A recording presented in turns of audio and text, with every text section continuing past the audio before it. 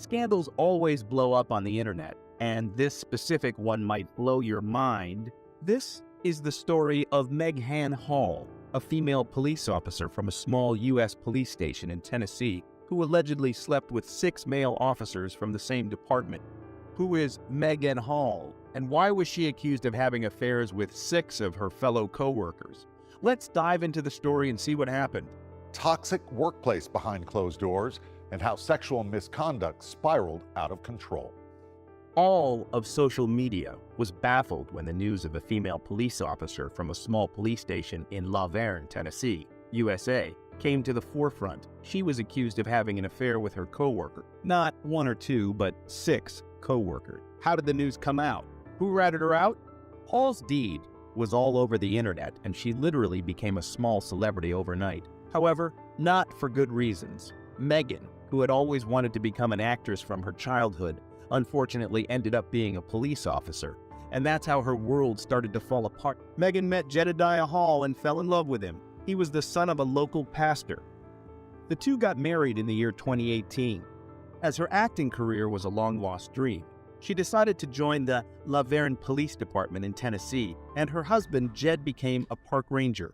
Both of them seemed to be having a good time and were a perfect couple that everyone envied. There were many pictures of them sharing smiles and being deeply in love with one another. But remember how the saying goes, appearances are deceptive. However, Megan later revealed that she and her husband, Jed, were having some serious issues in their marriage. These marital issues were exactly what paved the way for the events that followed. As Megan was not satisfied with her marriage, she decided to do things the way she liked and have some fun on the way. However, her road to fun led her to get involved in some seriously questionable acts. Megan and her co-workers engaged in some spicy sessions within the confines of the police department, and these included patrol officers Juan Lugo Perez, Louis Powell, Detective Seneca Shields, and Sergeant Henry T. McGowan, who were all fired from their positions along with Megan. However, there were more officers involved, which included Patrick Magliacco, Larry Holliday, and Gavin Showborough, who got suspended after the investigation. It didn't take much time for the whole world to know about the ordeal. Not only was Megan accused of wild sexual misconduct, but also having steamy romps with the 6 male officers, which included illicit on-duty liaison. On December 122, 2022, the police department received a shocking complaint. Thanks to a whistleblower, the mayor Jason Cole had found out that there were some serious things going on in his town's police department. An unknown person had ratted Megan out and her sexcapades with her fellow officers, and these acts happened not only at hotels, motels, and boat parties, but also while on duty. These officers who were supposed to be serving the society and their nation.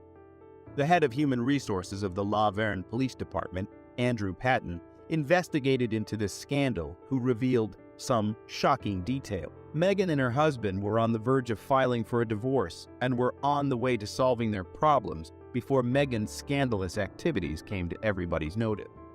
Megan had tricked the officers into thinking that she was in an open relationship with Jed, which was totally a big fat lie. Officer McGowan, who is seemingly the whistleblower to the mayor, had a meeting with Hall and Jed when she had joined the police force initially. Things got out of hand while at McGowan's house. Megan and the officer's wife stripped off their clothes while they played strip on Uno. Paul was allegedly trying to get Jed to go with the flow, however.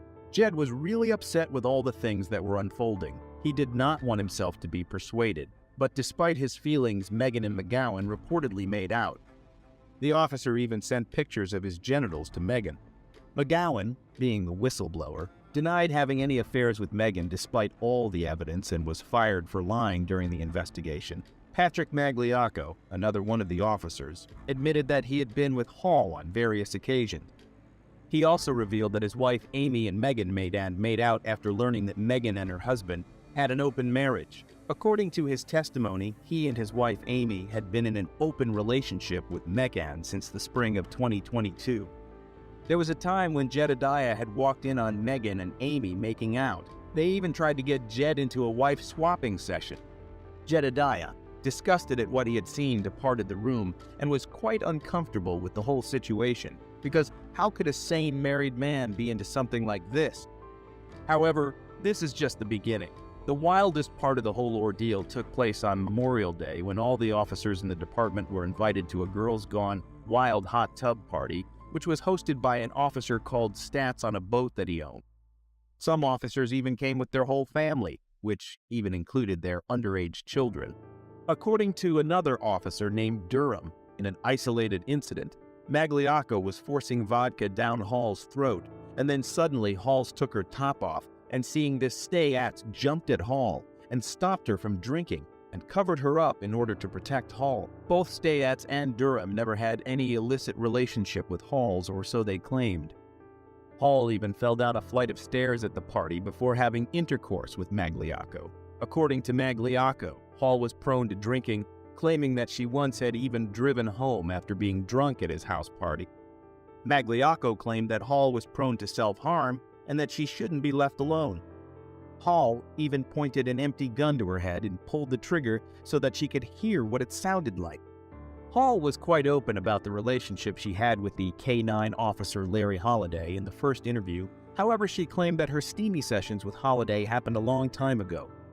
Holliday claimed that he had once invited Hall and other officers to his home to watch the football game. There was some serious drinking involved, and talks broke out about having a threesome between Holliday, Hall, and Holliday's ex-girlfriend. However, he claimed that nothing happened at the party. However, he later came clean about his sexual encounters with Hall, often booking hotel rooms for their liaison. Though she denied many of the allegations initially, she later confessed that she had often sent nude images of her to many officers on duty, including McGowan, to whom she sent her feet pictures. Megan, on the other hand, broke her silence on the issue after being fired due to the scandal that had come to the notice of the officials. Hall said that she was terrorized into having intercourse with her superiors, who sexually harassed her frequently. She revealed that she felt sexually groomed. She filed a lawsuit where she named some high-profile police officers from the LaVergne Police Department and accused them of having taken advantage of her troubled marriage.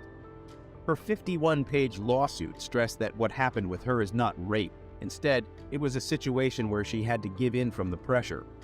Hall's lawyer, Wesley Clark, said that Megan wasn't looked at like a rookie cop to be trained and promoted, but like a piece of meat to be sexualized and exploited. Hall said, "I know what most people are saying. You know, you could have said no, I get it. But my response to them is I did say no, and he wouldn't take no for an answer." Hall was not in a good mental state and was vulnerable, and the officers took advantage of her situation and used it for their personal gain and satisfying their sexual need. Hall later stated, "I got stupid, I got desperate, and guys are guys and they'll stick their thing in anything." The most shocking part of this whole ordeal is that Hall's husband said that he would stay with his infidel wife even though he knows what wrong she had committed. What do you think of this? Was dismissing all the officers involved an appropriate punishment? Let us know your thoughts in the comments below. Don't forget to hit that bell icon, subscribe to our channel. We will be back with more updates. What are y'all taking me in for? What did I do? Operating a vehicle while under the influence of alcohol or drugs or other controlled substances. No. A belligerently intoxicated woman is arrested in Ohio after crashing a vehicle while transporting a patient with special needs. Kelly, I'm gonna have you step out with me, okay? We gotta go. I know. I gotta get you out of here though, okay? I know you're not gonna do that. No. Yeah. Kelly, we're not laying back down. All this before she blatantly Kelly Barton, then 48 years old, was put in a dangerous position by a series of strange happenings. She was on the clock and transporting a patient with special needs when the accident occurred. Kelly slammed into a lamppost while driving. Kelly's untidy and shaky appearance was immediately noticeable to the responding police officers. I don't know what this is. She shredded the back of that. She in the back of my car. Well, she popped both tires, so I'm afraid she hit something in Blue Ash. So, yep. I guess it's going to be by the roundabout. That's what I think too. Well, you're saying she came Glendale Milford? Yeah, it'd be up. Oh, yeah. Okay, so here's what she told me. The driver is in her car. Okay, so I came to an empty vehicle. The owner of this facility or whatever it is, they they transport special needs Phone people. number 32, squad dispatch 106. This driver, the Cinderella driver, Drive. she is For 93-year-old female semi-conscious. Kelly initially disputed responsibility for the collision, but it was later discovered that alcohol was a contributing factor. She denied that she had ever driven under the influence, despite the fact that she was employed as a caregiver. However, video surveillance from a neighboring gas station positively identified her as the driver. As a result, she was accused of driving under the influence while transporting the sick patient, and she also faced charges of ignoring her duty. Your driver is someone that stays at a shelter? Huh? Your driver is somebody who stays at a shelter? My coworker. She's a coworker. Okay. But I'm the driver. That's my car. She in the back No, seat I'm lady. talking about this one. This one, yeah, she stays in She the stays shelter. in the shelter, She just got okay. the job. Yeah, she just got We're trying to hired. figure out a way, if we got to get her home, we got to figure out I'll get her. a I'll safe take her. place to... Yeah, she's at the shelter. I know her. So here's the situation. It's a unique one. Parkway 31, okay. This 7 North. car belongs to a special needs driver service. They drive special needs people around to different places. The driver is heavily intoxicated. We're going to go see what she hit in Blue Ash, but the gentleman that was being driven said she hit a pole. The car's on only one wheel. When I got here, the car is turned off, and this driver is sitting in the passenger seat of a coworker's car that came to pick up the special needs person. So, can we even go the OGI route? Nobody saw her driving. Lady picked her up, said my boss told me to come down here, and Kelly's behavior took a sudden and unwelcome turn as paramedics arrived to examine her. She started making sexual statements about the responding officers that shocked everyone. Multiple tests conducted by the police confirmed that Kelly's blood alcohol content was far higher than the permissible level. yeah, let's go ahead and just get roll squad. Hey, Kelly. Yes, sir. Can I have you step out here with me real quick? I'll help you out. I know. Here we go. Give me your hand, and I'm gonna help you out. Trying. I know you're trying, but I need you to work with me, okay? So this nice lady can give you a ride home, okay? So go ahead and step out for me, all right? Officers worked for several minutes to convince Barton to step out of the vehicle. Kelly, I know you're tired. Here, hold my hand. And I'm gonna get you out, okay? So I need you to come out with me, all right? Because we're gonna work together, okay? Listen to my partner, please. Yeah, come on, Kelly. Please. I'm gonna get you these shoes, all right? Kelly, go ahead. Kelly, knowing that her arrest was likely, persisted in her bold behavior, fighting off the cops as they tried to place her in the police car. At the end of the day, she was arrested for drunk driving. Kelly's arrest antics left a confusing tale in her trail, and if anyone thought she was brazen before, they were shocked by what they saw. Here, 18-year-old Skyler Floss gained notoriety after releasing a video in which she claimed to have fooled a police officer during a DUI stop. I got out of a DUI and got let off with a warning. She bragged that she had avoided a DUI charge by using her wit and charm, and that the police officer had even asked her out. A different picture emerged, however, after Deputy Stallman of the Jefferson County Sheriff's Office revealed body cam footage. I blew a 3.8 and he let me off with a f***ing warning and gave me his number and said we should meet for coffee or lunch. He was hot, so I'm getting lunch with him tomorrow. Skyler was pulled over by Deputy Stallman for weaving on the road, and Stallman voiced his fear that Skyler might be impaired by alcohol. He asked how she was doing and gave her a card with the department's information on it, rather than his personal number. I'm with the Jefferson County Sheriff's Office. I pulled you over because you were weaving a little bit back there. Where are you coming from? I was coming from my friend's house. I actually just got dumped. Okay. So I was like crying and like I'm really upset. Okay. Were you on your phone and stuff too? I was trying to call him to get a hold of him because my heart was Okay. so Well, I'm just concerned that you were weaving because of alcohol, but if you're on your phone, have you been drinking or anything tonight? No? Okay. Despite her protest, the officer acted professionally by issuing simply a warning for her own protection. Skyler's video not only showed her bragging about taking advantage of the cops' good nature, but also showed her making up a story about how she blew an astounding 3.8 on a breathalyzer, which could have killed her. As a matter of fact, she was never put through any sort of examination. Skyler's irresponsible behavior at a party before the event was revealed by new evidence. Sounds like you're having a rough night, so I'm not going to add to that by writing you a ticket or anything, okay? So I'm just going to give you a warning. It's not a big deal. I just want to make sure you're okay. You were weaving a little bit, and I just want to make sure you're okay to operate the motor vehicle, and I believe you are. So my information's right here on the front. The reason I stopped you here is on the back. Wherever you're headed, get there safely, and I'm sorry you're having a bad night. Yeah, I'm just really Okay. sorry. No, you're fine. Yeah, no, you don't need to apologize. I mean, you were weaving a little bit with no traffic out. I just want to make sure you're okay, that's all. Skyler eventually confirmed her irresponsible behavior and her fabrication of stories for online attention. Neither she nor Deputy Stallman, who had behaved professionally throughout the incident, faced any legal consequences. The incident acted as a warning against making baseless charges and highlighted the significance of acting responsibly while behind the wheel. Lydia Bado found herself in a precarious circumstance that differentiated her from the other people. During her effort to sneak 2 undocumented immigrants across the Mexican border, she was caught by Border Patrol agents. Fine, you're fine. Just come over here to this side. Do you have anything right here? Oh no, you want me to open it? Yeah. Right. Okay. They're my friends. Okay, and who are these? Most of my friends. Okay. Carmen y Joana. Okay. Okay. Are these legit? Because they look fake. I'm guessing, but I met them at Club Fuego. What? We're going to Agave. We're gonna go have some drinks. How long have you met this? Yeah, tengo como 4 from 5 months. We met at Club Fuego. Oh, okay. Okay. All right. Just wait for me right here, okay? You don't have anything? I'm looking at your Sorry, sir. What? I'm looking at your eyes. Why? You look pretty handsome. Oh. I need to call the cops. Can I just please? I have an autism kid in my house. Okay. Please. Let's do it. Please. Yes. Please. Lydia resorted to an ill-conceived approach when her illegal business started to fall apart. She sought to seduce Officer Francis by asking him to wait while she lavished him with praises. This was a mistake on her part.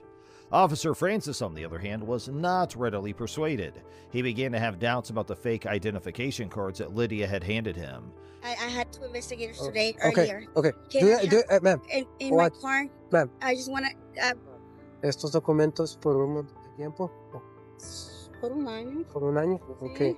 Pues son falsos, ok. Y tener documentos falsos en estados de Texas es un delito. Las ID, a esta te sale a un señor, a tuya. A esta no me sale a nada. Ok, so estas identificaciones son falsas. Ok. After conducting further research, he discovered that both of the IDs were forged, exposing Lydia's deceptive plan. The 2 women who were traveling with her were revealed to be undocumented immigrants hailing from El Salvador who were caught up in a murky human trafficking operation. These victims were held captive in debt bondages, where they were compelled to perform forced labor and subjected to sexual exploitation in order to repay their traffickers. Ahora, yo lo que le quiero dar a entender a ustedes de que, so it's clear what's going on now. Well, we already passed that. You had 2 undocumented people in the vehicle. We're past that. Y ahora ya es mi culpa. Ma'am. Eso. Okay? You're under arrest for human smuggling. No, sir. Turn around. Please. Turn around. Okay. Todo por yo manejar. Turn around. Separate your arms. Lydia was taken into custody without delay, while the 2 Salvadorian ladies were deported back to their native country, potentially saving them from years of unspeakable torment. The ill-advised attempt that Lydia made to charm her way out of trouble failed tragically, as Officer Francis stayed unwavering in his commitment to The ill-advised attempt that Lydia made to charm her way out of trouble failed tragically, as Officer Francis stayed unwavering in his commitment to enforcing the law and protecting people who are susceptible to being exploited.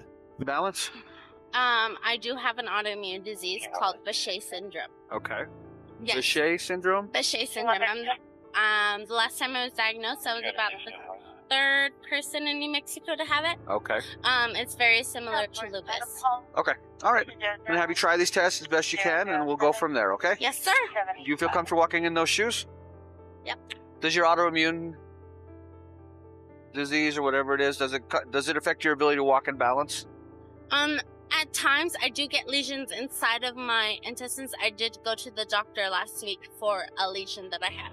Okay, and did they give you something for it? Do you think it's better?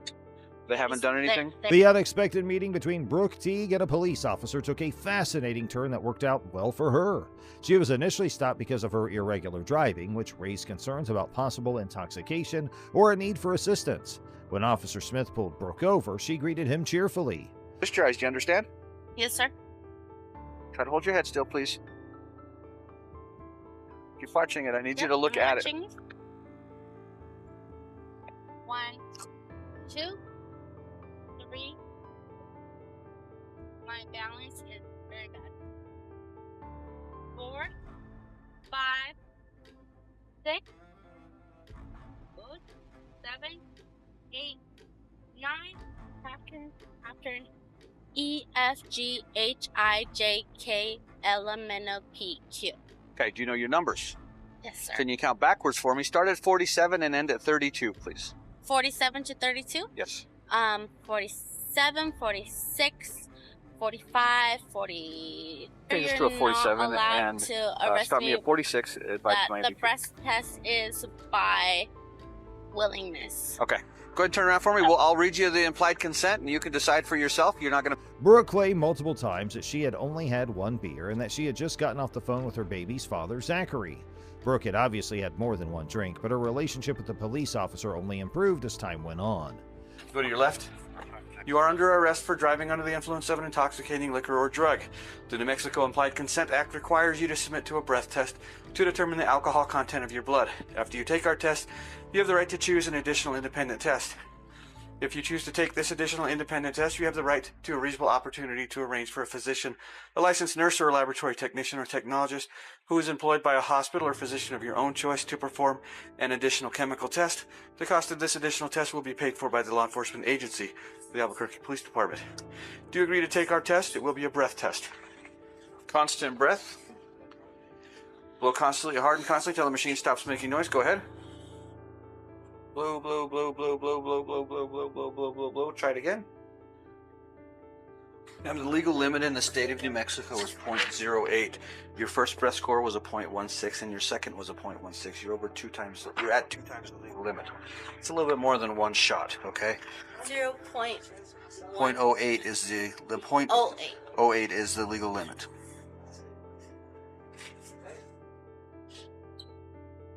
You are going to be transported out to MDC where you'll be booked for DWI.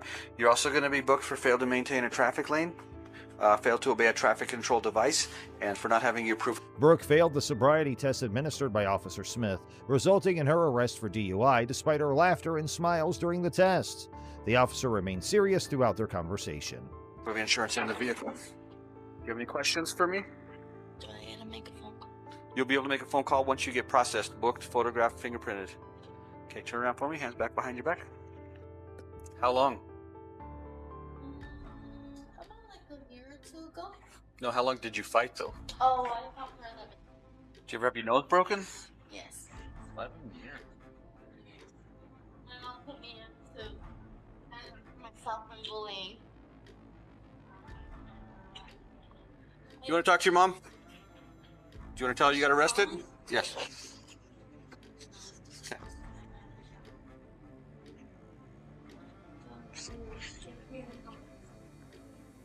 From boxing to bikini, huh? It's a good transition. I think you did the similar, didn't you? Yeah. I'm recording too, by the way.